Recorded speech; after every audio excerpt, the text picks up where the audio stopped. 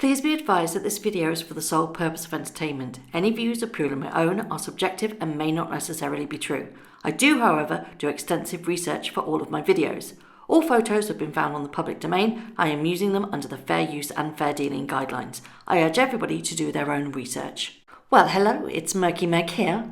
It's Saturday the 18th of July, and before I start, I want to begin with the wonderful news that Princess Beatrice and Eduardo's wedding happened yesterday. Relatively veiled and secret ceremony with everything that's going on right now. The only royal family members in attendance, apart from, I suspect, their parents, were the Queen and Prince Philip. He was pictured with Her Majesty riding to the chapel to go and watch the two exchange their vows and be husband and wife, and I wish them all the happiness in the world. It was a very pared down guest list because only 15 people actually attended the wedding with the whole COVID pandemic going around. So I just wanted to mark the occasion at the beginning of the video and say a hearty and very, very warm congratulations to both of you two. Of course, it wouldn't be a royal wedding without somebody trying to steal somebody's thunder, you know who I mean, and it seems that more documentation has been filed in the court case between Meghan Markle and the Mail on Sunday, aka Associated Newspapers. In these documents, it details that she blames the deterioration of her very close relationship with her father squarely towards the media. The court papers say that Thomas Markle and Meghan had a very close father-daughter relationship throughout her childhood and remained close until he was targeted 3 years ago by intrusive UK tabloid media. In these papers that were submitted to the High Court, Meghan answered some new questions about the blame squarely at whether or not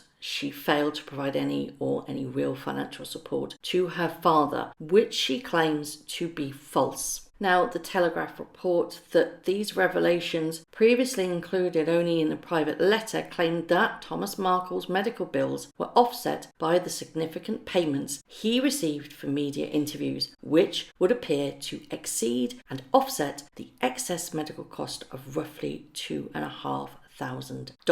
The disclosures are intended to counterclaim that the Duchess had not provided financial support to her father. The paperwork claims that Meghan's father gave occasional financial support to her, just as she provided financial support to him once she began earning. Now, as I'm reading this is how I kind of interpret it. It's a very weird way of saying it. It says, in reply to the question about financial support provided by Meghan to her father, lawyers said the requests are gratuitous and a further violation and intrusion of privacy of both Meghan and her father. Therefore, she's not intending to give receipts to any of these payments, or so I'm led to believe in reading that. But surely, if you provide something as a counterclaim, you have to use evidence to back up that counterclaim. I'm no lawyer, but that's just the basic principle of law, isn't it? It then goes on to expand on the dynamic between Meghan and Thomas, admitting that it's never been denied that Meghan's father supported her throughout her childhood and as a young adult. Now, it also includes the details of when Meghan was at college. They say her father did not pay for all tuition fees, with her mother also contributing along with scholarships and a work-study program whereby income she made from working on campus after class was applied directly to supplement and lower her tuition costs. But it still says that he paid a significant part to it. She's not denying that fact, but by standing on that podium in Fiji when she said, I did it myself, I made it myself. No, love, in those documents you just admitted both your father and your mother helped you too. It continues that while Thomas took out a loan from Northwest University for tuition costs for his daughter, Meghan began making voluntary financial contributions to her father once she started to earn. It also goes into detail that Meghan provided substantial financial support to her father from January 2014, but as of 2018, no further financial funding has been made. She claims that because Thomas Markle got paid for those pap pictures and interviews,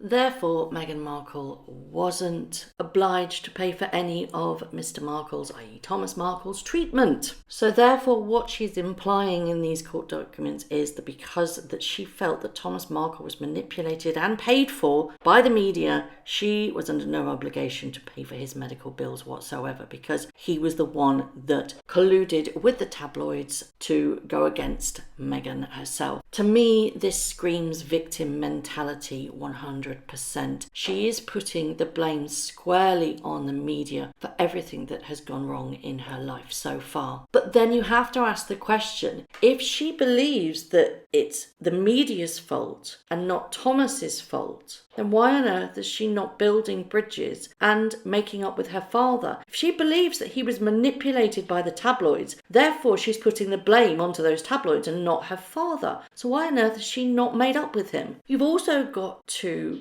realise that this didn't start with those pap pictures. Harry and Meghan had been dating for some time before all of this happened. Why hadn't Harry met Thomas Markle? That is an underlining question that I think everybody wants to know. If you are so enthralled and you see a future with somebody, the first people you want to convey your love and your joy and your companionship are the ones that you supposedly care about, i.e. your immediate family. And she's saying that because the tabloids intervened in their relationship, it all fell apart. But by her own judgment, by not letting Harry meet Thomas Markle, she herself has kind of shot herself in the foot, because if she had a solid relationship before the tabloids intervened, surely Prince Harry would have met Thomas. He'd met Doria right in Toronto's when they were doing the Invictus Games at the very start of their relationship, 6 months in. Bang, there's a picture of Doria with Harry and Meghan. So why wasn't Harry introduced to Thomas Markle if their relationship was on good terms? I know the answer to that, or I can guess the answer to that. We all know the answer to that. She used the victim mentality to hook Harry into a more bonding relationship. If you get two victims together, it's more a codependent relationship, irrelevant if one of them isn't actually a victim. But if you play the part of the victim, you almost get a survivor's connection, don't you? You've got to remember that Harry is extremely damaged. He went through an awful tragedy, which must really have shaken him to his core. And it looks like he is still suffering all those years later. And what's the best way to try and sympathize with somebody that you're trying to build a relationship with? And it's to create the same type of issues that they went through to form a bond. You remember when Harry went on Radio 4? And the whole palaver that started all of this was him saying that Meghan now has the family she never had. Again, this just makes the issue of this whole court case saying that they had an amazing relationship before any of this happened. This was before the letter was released. Harry went on Radio 4 and said that. So why on earth would he have said that if their relationship was strong and prior to all the tabloids getting involved? It was May 2018 when the photos of Thomas Markle came out trying on clothes, and that was when the paparazzi were alleged to be colluding with Thomas Markle. So that's May 2018. But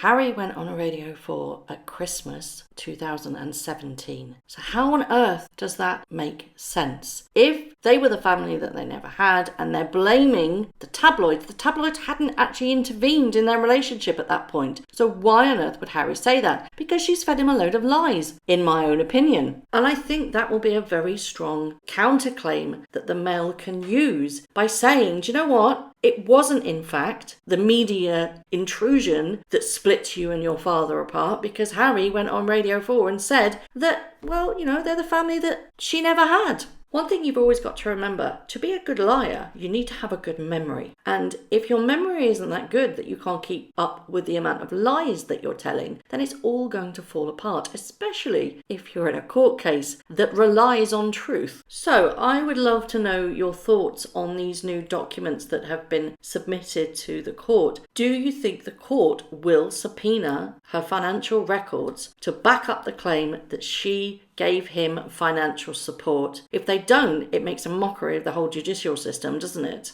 Do you agree with me, the fact that the timeline doesn't add up from when Harry said it's the family she never had to when the media was supposed to have meddled in their relationship? Why would that have been said if everything was rosy in their relationship prior to the tabloids being involved with Thomas Markle? And, as adults, we have to have some culpability for our own actions. We can't just lump the blame on everybody else, especially your parents. That's an awful thing to do. But yet again, she's doing it. She's involving Thomas Markle in this whole thing with the tabloids. She's pointing the blame squarely at the tabloids, but at the same time using her father to benefit her court case. Her whole counterclaim when filing these papers was that she gave him financial support. And if she can't back up that claim, then it will either be thrown out or she will be forced to give her financial records, which will be mind-blowing. I'm going to state this very, very clearly. All this information that I have gathered, I have found from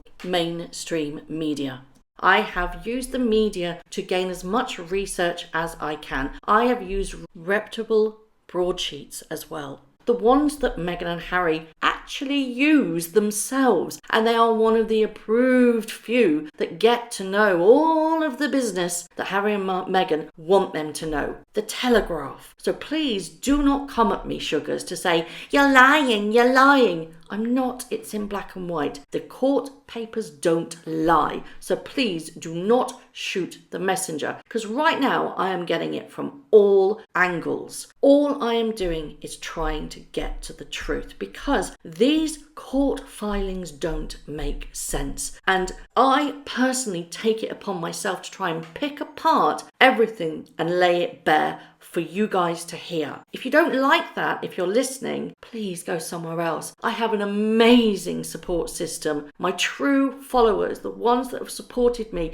either from day one or have found me later on in my journey, thank you for remaining with me. Thank you for listening. Thank you for viewing. Thank you for following me on social media. I really do appreciate each and every one of you. You are truly amazing. You always have my back. But what I'm doing is just relaying the research that I found. I don't tell lies. I just report what I find. So I would love to know your thoughts on all of this court drama. Do you think that this will be thrown out of court, or do you think she'll be made to provide the evidence? As always, I would love to know your thoughts. Thank you very much for watching. If you haven't already, please subscribe to my YouTube channel, hit the notification bell, and also that like button. I'd like to take this opportunity to thank all of my followers for all the tips and all the emails, DMs that everybody sends to me. It really is greatly appreciated. So thank you very much for watching once again.